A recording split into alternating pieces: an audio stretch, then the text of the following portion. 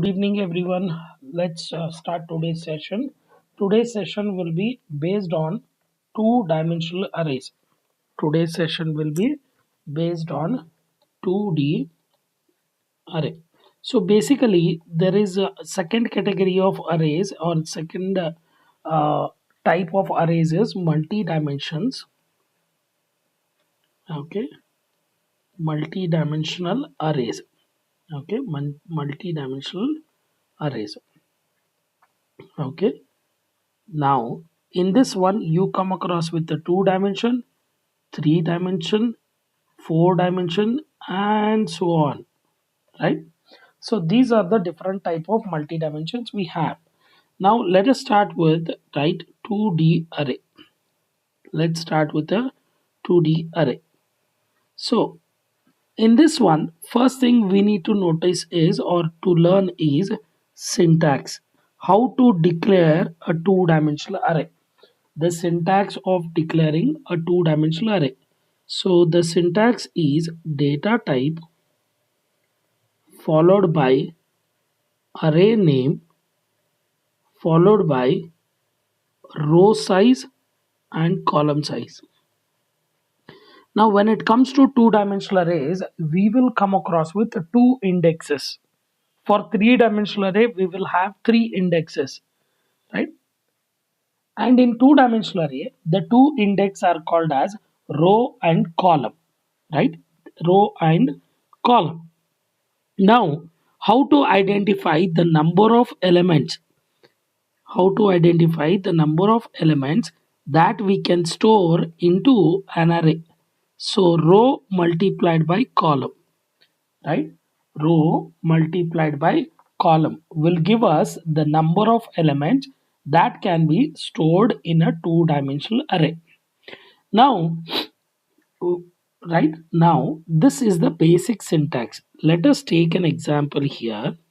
Let us take an example. Int ARR of 2 cross 2. 2 cross 2. Now, right, we know the rule of arrays is that array index starts from 0, ends at starts from 0, ends at size minus 1. Okay. So initially, right, the number of elements that we can store is 2 into 2, which is equal to 4. Okay. So the first element first element is accessed, this memory is accessed by ARR of 0 0. This is how we access the first memory ARR of 0 0. Now the second memory is accessed as ARR of 0 and 1. And the third memory is accessed as ARR of 1 0, right? And the fourth memory is accessed as ARR of 1 cross 1. Okay, these are the index of a two-dimensional array elements. So this is the first element or first memory, second memory, third memory, and the fourth memory, right? This is how the array two-dimensional array elements are stored, right? Now, okay, many people will tell you a word called as matrix. The word called as matrix, right? So the array elements are stored, right, in a matrix form, but actually they are not stored as matrix form. Only they are represented as, right, matrix form. Only they are represented as matrix form like this. Okay, so to access this first memory, right, this is called as first row, second row, first column, second column, right? First column and second column. Now if you want to access a particular element, if you want to access a particular element in a two-dimensional array, first you need to decide which row the element is present. You need to select which row the element is present. Select the row and then select the column. So that will give you an access for the particular memory. So because of that reason, the row index always comes first and then comes is column index. The first index is always row index and the second one is column index. Okay, that is how we like choose the right elements from right two-dimensional array. Now let's look at initialization. Let's look at initialization. Let's look at initialization. Okay, so how to initialize a two-dimensional array? Okay, now let's take an example here.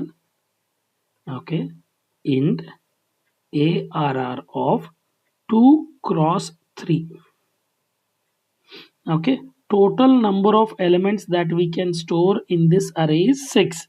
So 2 rows, 3 columns.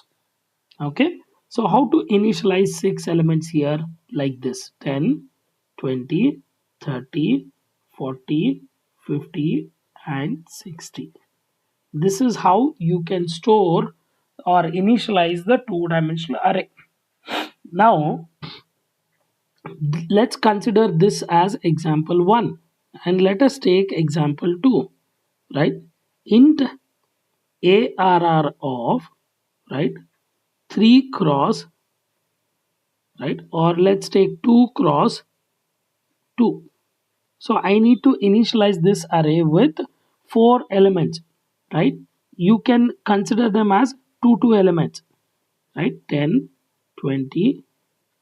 This is one set, 2 columns, comma, another row. This entire thing is called as first row, right? First row, and this is called as second row.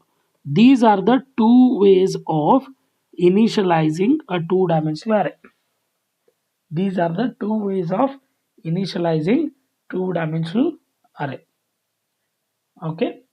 Now, once you are clear with this, there is one more information that we need to understand here is during initialization of a two-dimensional array, row size is optional. Row size is optional. Row size is optional during initialization. Right, row size is optional during initialization. Okay, only row size is optional based on how many columns you mention. After those many columns, automatically compiler will go to the next row. Compiler will go to the next row. Understand that? Okay, this is about right initialization of two-dimensional array. So let us learn the next subtopic, reading 2D array elements. 2D array elements. Okay, 2D array elements from the user. So let us take an example here. Int arr of 5 cross 5. So what are we doing here? We reserved 5 cross 5 memories. Maximum limit is 5 cross 5. Okay, maximum memory, right, reserved, or the elements reserved is right. Okay, reserved 5 cross 5 elements. Let's call them as elements. Okay, or memories for the elements, right? Out of this I can use whichever I want, right? Maximum is 5 rows, 5 columns. Now user has to decide m comma n, two variables. Okay, let's say m is equal to 2, n is equal to 3. Okay, so m indicates number of rows and n indicates number of columns. N indicates number of columns. Okay, M indicates number of rows, N indicate number of columns. Okay. Now, after that, now if you want to access, like, so I told you matrix representation, right? Like this 0, 1, 2, 0, 1, 2, like this. If you want to access the particular memories, what we need to do here is, right, we need to generate the indexes. We need to generate the indexes, right? We need to generate the indexes. First, we need to generate row index. So for that, I need one for loop to generate. So for I is equal to 0, I less than m. So what does the m indicates? M indicates number of rows. So it will keep a track of 0, 1, 2, 3, 4, 5. How many number of rows are there? It will be given by m value. So this I loop will keep a track of, right? It will keep a track of number of rows. Okay. Now once you start with the first row, when I is equal to 0, now you need to generate multiple columns. You need to generate multiple columns in that 0th row. So to generate multiple columns, we need one more loop, j. For j is equal to 0, j less than n, j plus plus. So n will give us the number of columns. N will tell us the number of columns. So once you generate these two indexes, then you can write a scanf statement here, percentage %d double quote comma ampersand arr of I and j. I and j. Right? This is how we read the array elements from the user in 2D array. So we need the memory, we need the number of rows and columns, and we need to write the loops. Now let me tell you, right? Now let me tell you, this outer loop keeps track of number of rows. How many rows are there? It will count it and gives us the index of rows. This I loop will give us the index of rows. Now this j for loop will keep a track of number of columns. Together these two for loops are called as, together they are called as traversing, right? Together they are called as traversing 2D array. Traversing 2D array. Are you understanding? So if you want to like print the 2D array elements, you need to traverse again, right? You need to traverse 2D array again, right? Traverse 2D array again and print the elements. That's it. There is nothing more than this, right? Every time if you want to access any element from the array for reading or printing or for computing, you need to traverse the 2D array mandatorily. If you want to traverse the 2D array means you need to write two loops every time. This is about a two-dimensional arrays. Now, okay, let's take an example here, right? Let's take an example. Okay, now int arr of int arr of 3. Okay, now I'll initialize this array with, right, some elements, right? 40, 50, 60. Okay, now I don't know. I know number of columns, but I don't know how many number of rows are there. So here, because the array is already initialized, I need to calculate the number of rows. So how do we calculate number of rows here? Right? How do we calculate number of rows and number of columns? First, you need to find the size of array, size of ARR. So total how many elements are there? We have 6 elements. 6 into each element will take 2 bytes because it is an integer element. So one integer element will take 2 bytes. So 6 elements means total it takes 12.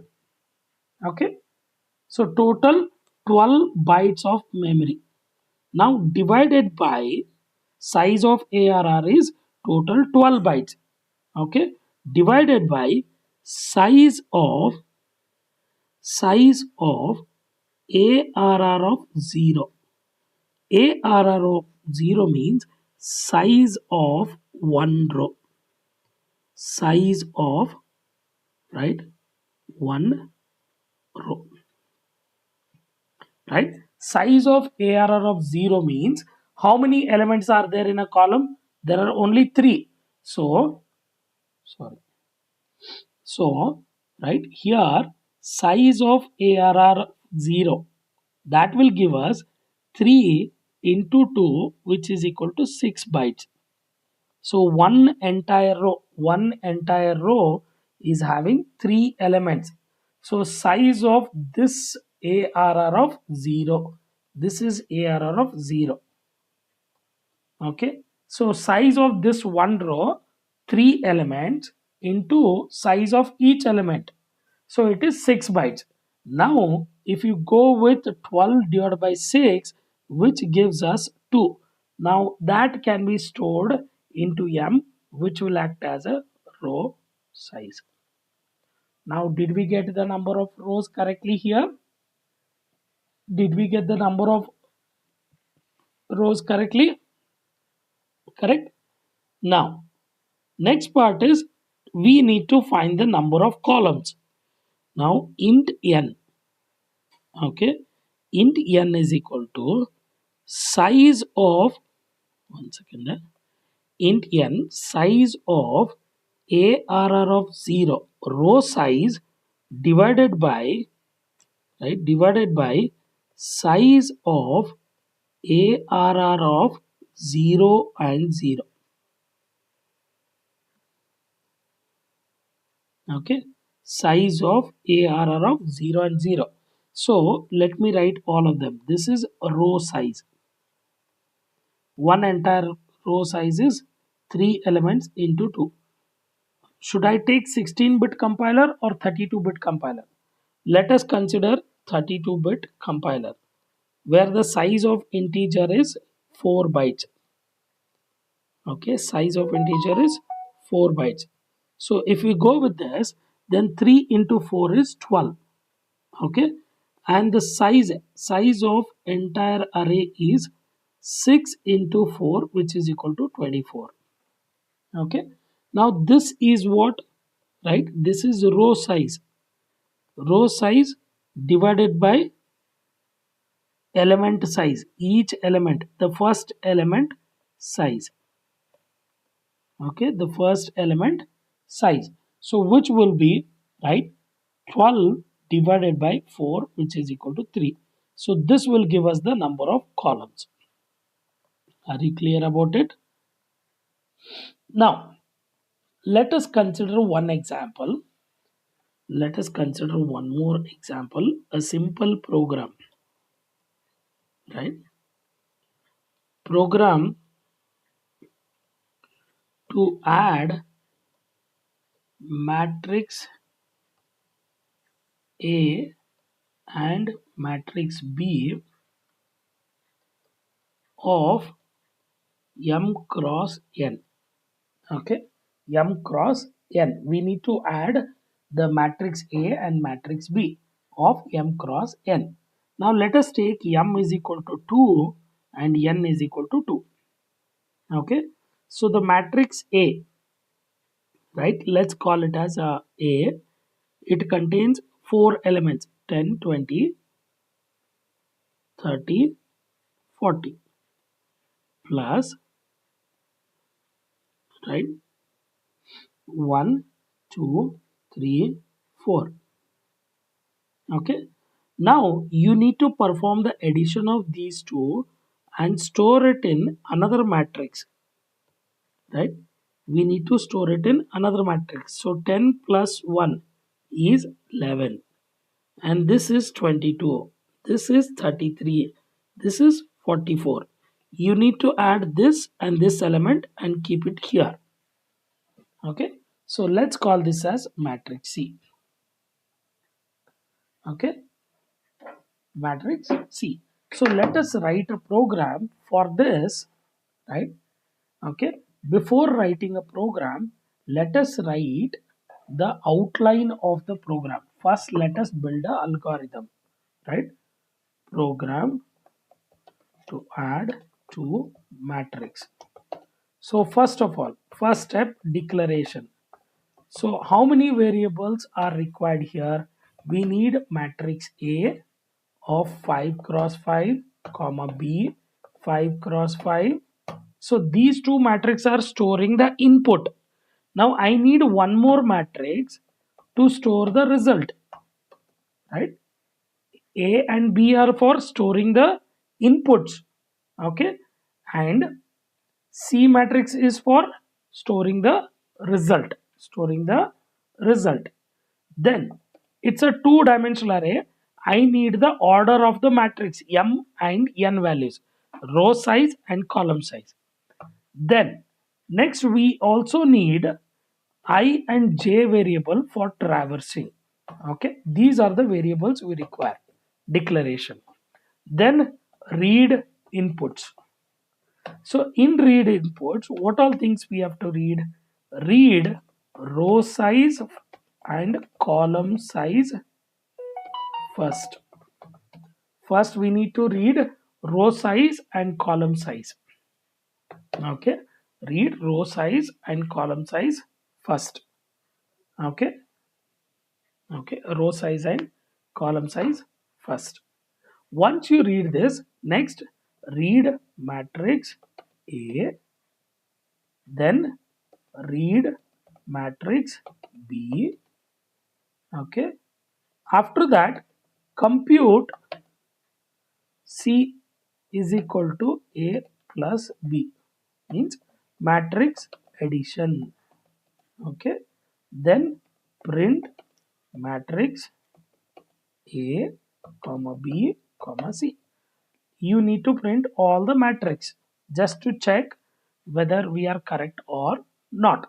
So this is the basic outline of a program. Now can we start writing it?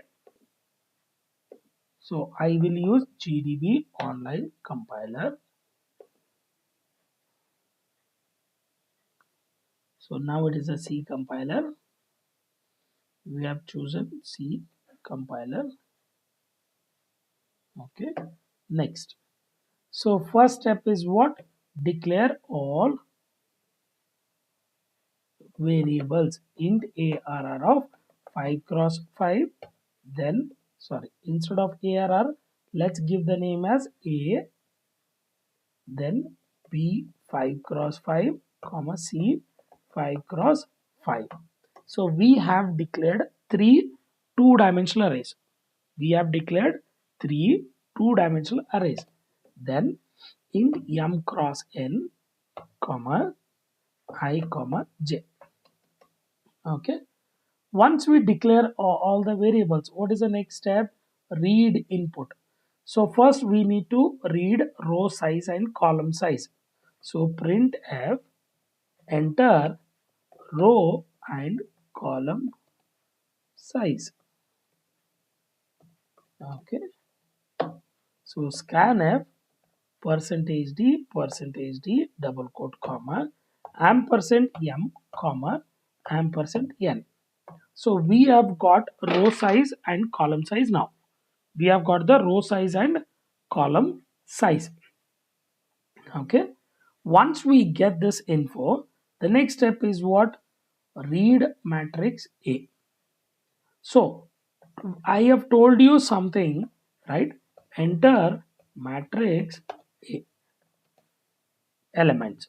Okay. If you want to read two-dimensional arrays, what is the first thing we need to do? We need to traverse. So whenever you are doing a two-dimensional array traversing, we need two for loop. We need two for loop. So enter matrix A. So first I'm traversing a row traversing. Inside that, then column traversing. Okay, inside that, column traversing. Inside that, then write a scanf. Percentage D double quote comma ampersand A of I and J. So these indexes, I will give you row index, J will give you column index. So you need to specify the index.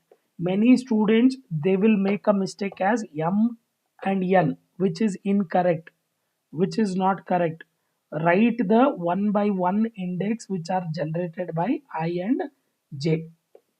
Now, this logic will complete reading of matrix A. Next, we need to read the matrix B. Enter matrix B elements. Okay. Again, I have to write the two for loops. Every time you have to write the loops again and again. Right. Then once you traverse the row, inside that row, traverse each column. So once you finish traversing two-dimensional arrays, here again you write a scanf percentage D double quote comma ampersand B of I J. So we got matrix A and matrix B. Both matrix we have got. Are you clear on that? So let us start writing the code. So hash include stdio.h. Inside this int main opening bracket. So the first step is always declare variables. So first you need to declare, right, how many two-dimensional arrays are required. We need three arrays. Two for storing input, one for storing result. So declare them. Int a of 5 cross 5 comma b of 5 cross 5 comma c of 5 cross 5. Once we finish declaring of these variables, next we'll go for row size and column size. Row size and column size. And we need two variables for traversing two-dimensional array. Once declaration is done, the next step is reading input. So the first input we have to read is row size and column size. Printf enter row and column size. Okay, scanf. We need to read two integer values. So first one, row, where we will store it, we'll store the row size in M, and the second number we will store it in N, which will act as a column size. Once you read row size and column size, next thing we have to read a matrix, means I have to read a two-dimensional array. Enter matrix A, right? So to read a two-dimensional array, we need to traverse. For traversing, we need to write a two loop. Outer for loop. This I for loop will take care of number of columns or index of index of rows. I for loop will take care of number of rows or index of rows. And inside this, right, we need to generate multiple columns. So J for loop will take care of number of columns or index of columns. Then write a scanf percentage D double quote ampersand A of I J. Many students will make a mistake. They will come and write it M and N, which is incorrect. So please do not do such silly mistakes. Next step. Matrix A we have read. Now let's take another input, that is enter matrix B. Enter matrix B. If you want to read a two-dimensional array, again I have to traverse. Many students, what will happen is they will become lazy because you have to write too many for loops. So they will get lazy and they will mix up everything. Please keep them separate like this. Organize them when you are typing. So to read the second matrix, matrix B, again we need to traverse. While traversing, read the value, store it in B of I j. Store it in B of I j. Next, right? After that, next job is once we get all the input, compute task. Means what? Addition of matrix A and B. Addition of matrix A and B. Okay. Now let's do it. For I is equal to 0, I less than m, I plus plus. So to do the addition, again I have to fetch every element of the matrix. If you want to fetch every element of the matrix, we need to traverse again. To traverse, we need to write a two for loops. So where do we store the result? The added values will be stored in a matrix C. So C of ij is equal to A of ij plus B of ij. Okay. Once you finish computing or performing the addition of matrix, the next thing is, right, start printing all the matrix. Printf slash n matrix A. Let's print it. Okay, let's print matrix A. Again, if you want to print all the elements of the matrix, you need to traverse again. For traversing, write two for loop. Outer for loop will take care of number of rows. Inner for loop will take care of number of columns. So print f percentage d slash t comma a of I j. So this J for loop will print all the columns. J for loop is meant for printing all the columns in the current row. After printing all the columns, you come out of the loop, J for loop, go to the next line, right?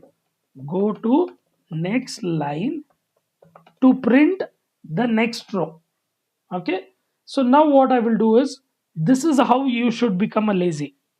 You should not copy the code from the internet. You should know what you are writing. You can just copy paste that and you can change it to matrix B. Now I need to print matrix C. Paste it again, right? Change it to matrix C. That's it, right? So this will finish your job. I hope you enjoyed learning addition of matrix.